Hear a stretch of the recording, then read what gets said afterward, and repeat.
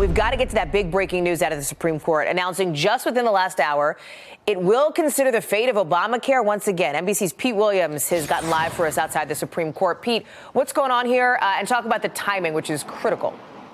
Right. This is a bit of a surprise here because remember what happened late last year. A federal appeals court said Obamacare is unconstitutional because of the individual mandate, but it sent the case back to a judge in Texas to decide if any parts of the law could be saved.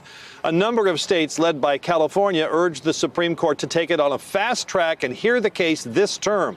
Now, the court has already said no to that. But today, the Supreme Court agreed to hear the case. So to timing, this case will be argued next term, in the next term that begins in October.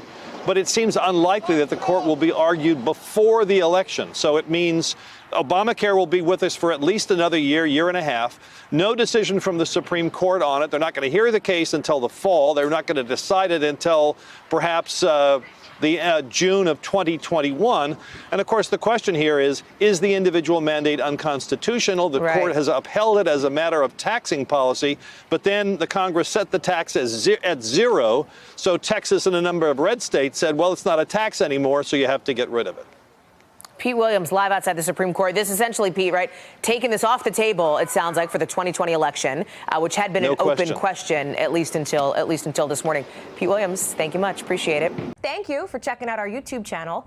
Why don't you subscribe? It's really easy. Just click on that button down there. And for more news from MSNBC, click on any of these videos here for the latest interviews and highlights. You can get more videos from MSNBC with our newsletters. Head over to msnbc.com/newsletters to sign up.